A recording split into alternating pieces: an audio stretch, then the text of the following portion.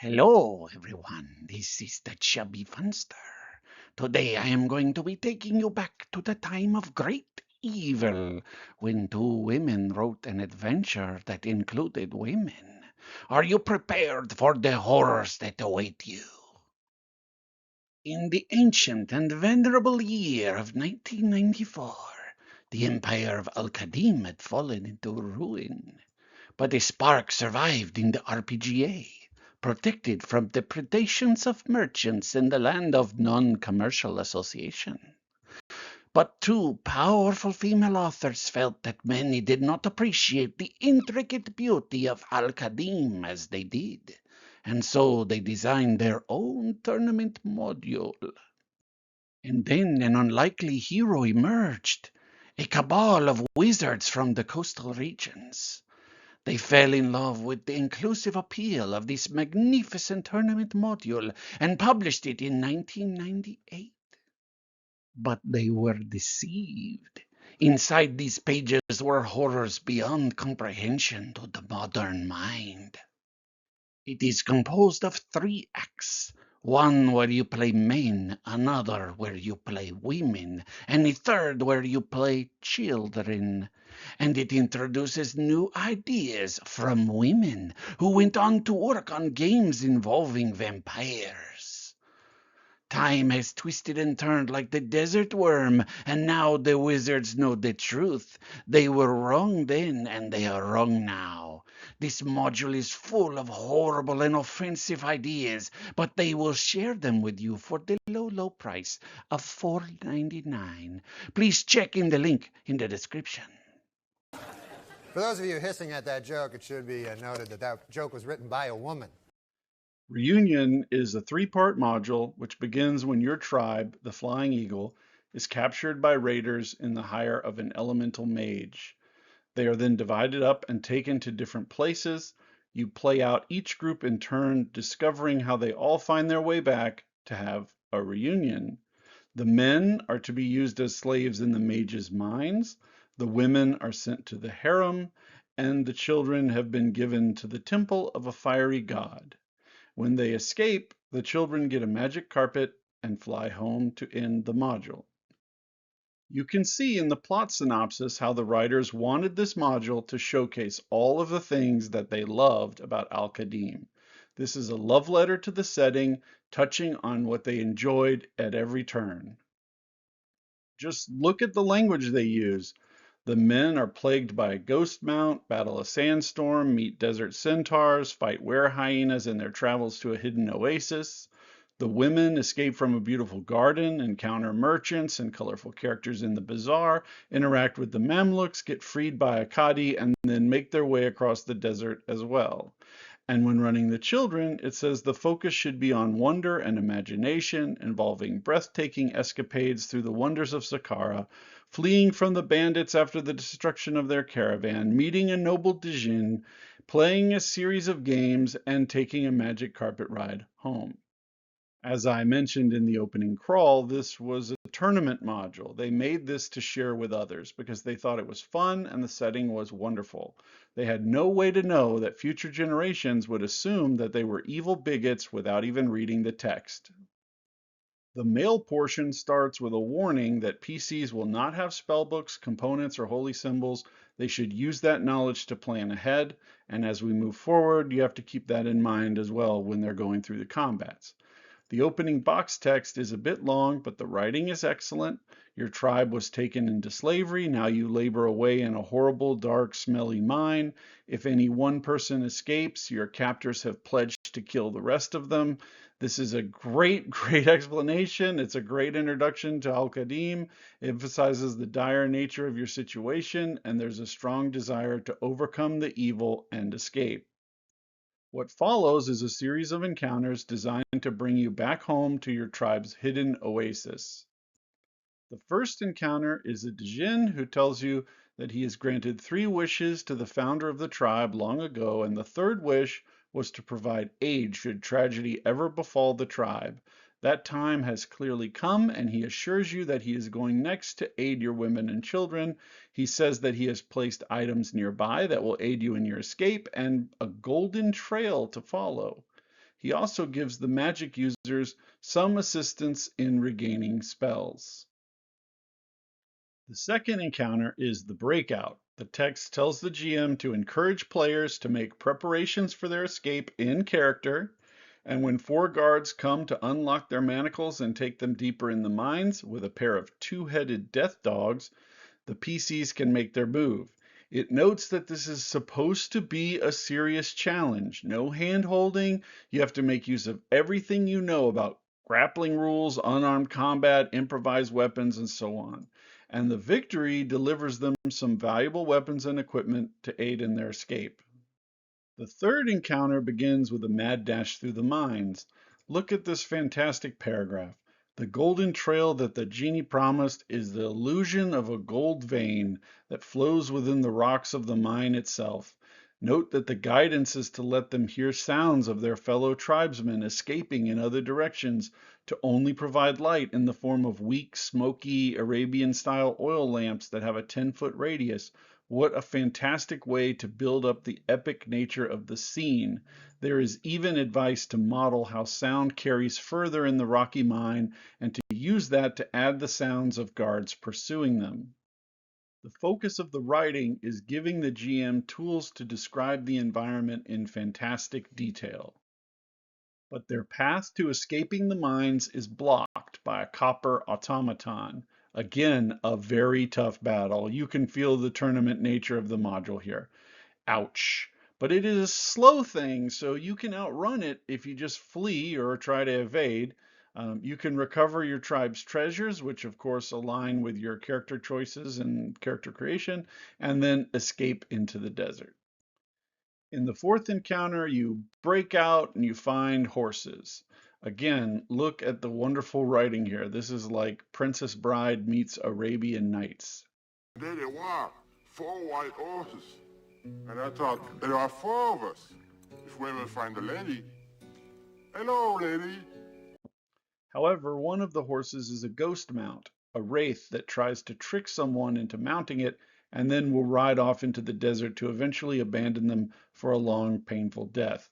This is a fantastic way to show off how horse racing and environmental dangers are handled in the Qadim system, and even after dealing with the ghost mount, they have to follow their tribe's mnemonic rhyme to find the hidden oasis, searching for a rock formation, following a river to the oasis of the Golden Falcon, and then on to the wall of the Wailing Elephant.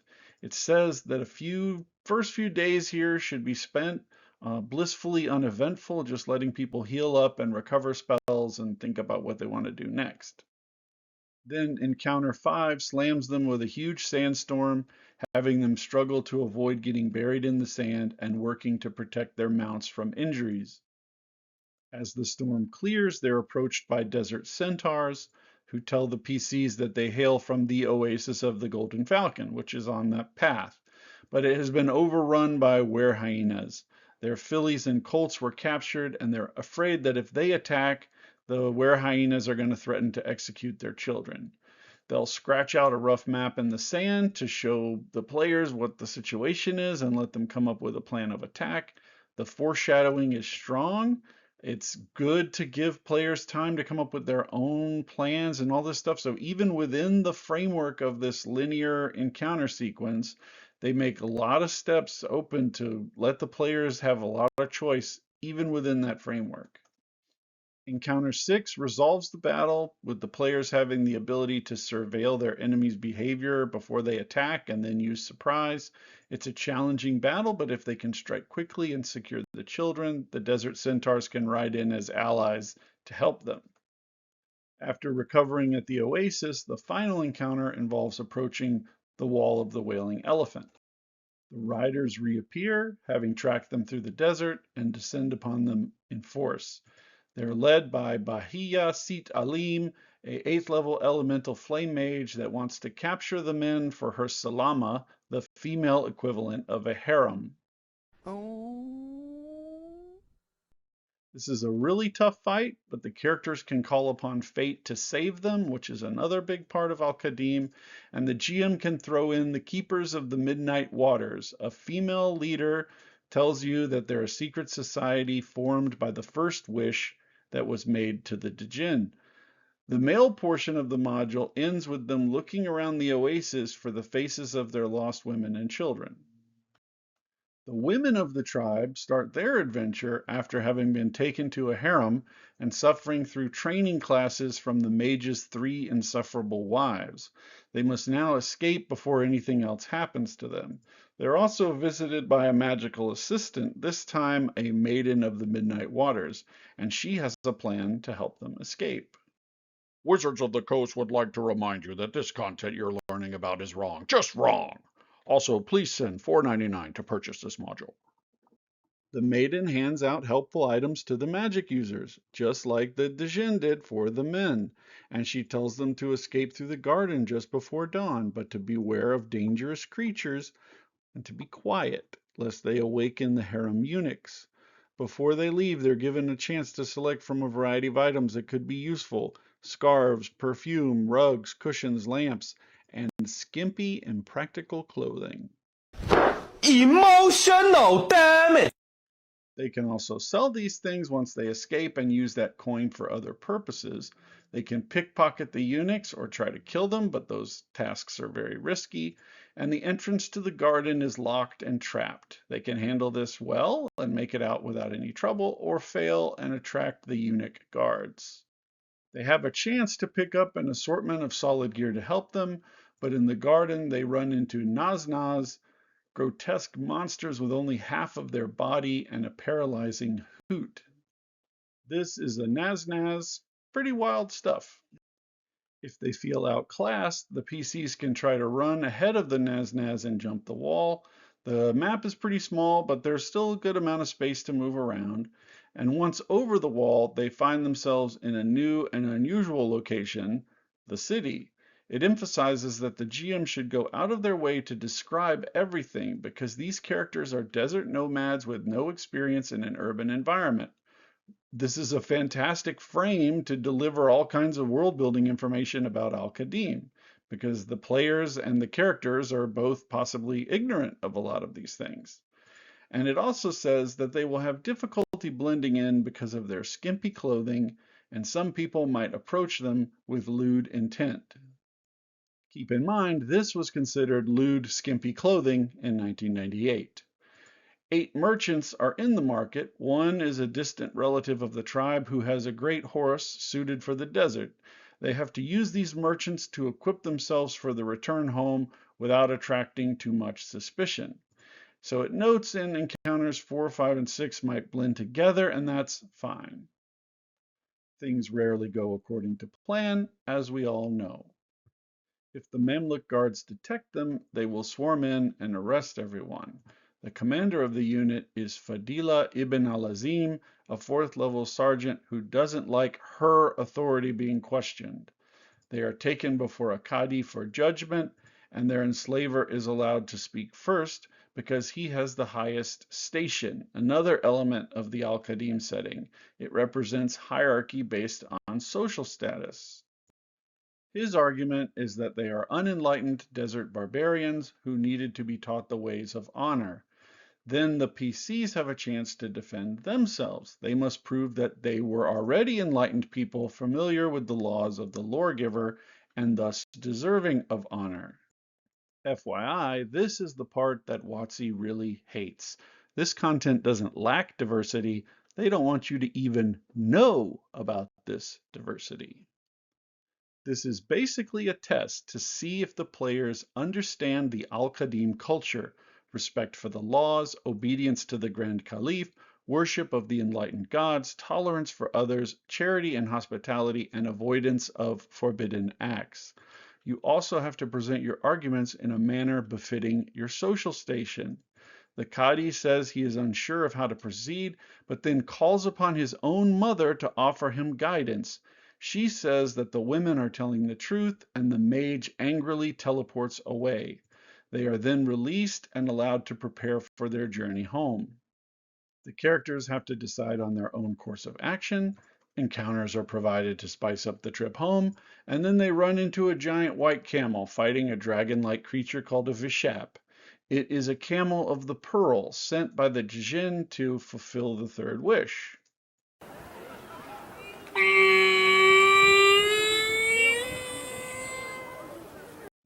If they help the camel defeat the Vashap, they gain it as an ally, and they will need it because the evil mage resurfaces for a final battle, very similar to the male ending, except this guy is trying to kill them in revenge, not recapture them. Players can once again call upon fate and bring the keepers of the Midnight Waters to their aid, and this portion ends with them also walking into the oasis, this time looking for the tribe's men and the children. Wizards of the Coast would again like to remind you that the content you're learning about is wrong, just wrong. Also, please send $4.99 to purchase this module. The children's adventure has a familiar opening where they are awoken by an Azuras and told that now is the moment for their escape. They are given a few magical items to help them get started, and they are allowed to formulate a plan and collect a few things before heading out. It's a pretty good pattern at this point. They have to get past a locked door and then get through a passage with 18 skeletons. That should be tough, but the kids are being treated as level 1 characters, so they can actually turn undead and fight pretty well. And the tight nature of the hallway makes it so that only 2 skeletons can fight them at any given time. And you can also play dead to trick the skeletons into stopping their attacks. At the end of the hallway is a treasure room with a bunch of useful stuff. Once they get out, the children spot a caravan. It's preparing to leave. But a beggar blocks their path, and they have to give up an item to placate him. If not, he wails and attracts the guards. Again, this is a test of how much you know about the Qadim culture. Charity is an essential element, and if the players fail to model this, they are punished for it. Once they get past the beggar, they can join the caravan and escape from this horrible place. Thankfully, we are protecting people from this kind of horrible cultural information in the 2020s. The caravan master is happy to protect the children and take them home. There are some dynamic events, and the GM is supposed to use this time to build up more of the setting and ramp up the majesty of traveling through the desert on a camel. And then the caravan is attacked by 20 bandits, and the children must assist in the defense. I want to note that none of the fights in the children's section are too difficult, probably because no one wants to roleplay children being killed in battle. It actually says to try to give each PC one cool fighting moment, not kill them, and have caravan passengers intervene if the children are hard pressed. After a few rounds of battle, the skies darken, and a great black cloud of vengeance descends upon everyone. They have to flee into the nearby caves for protection, and that's where they meet an all-powerful genie. Again, the purpose is to play up the setting and the power of the genie. He offers them a few challenges to prove their worth and rewards them with great treasures if they succeed. That includes a magic carpet that will take them home. They set off on an exhilarating journey through the sky, but they have to make a few dex checks to not fall off, and they have to fight a Sakina, a kind of air sprite. You can't really get the Qadim experience without a flying carpet. It's just part of the rules. The magic carpet ride ends at the oasis and brings this heartwarming story of childhood adventure to a close. Reunion contains all of these horrible situations, exposure to any one of which could send you into a spiral of degrading mental health. Emotional damage! So that's Reunion. I'm sure this abhorrent, immoral, offensive module has shaken you to your very core. It would be a real tragedy if you read more Qadim and discovered more of its forbidden knowledge. Chubby Funster out.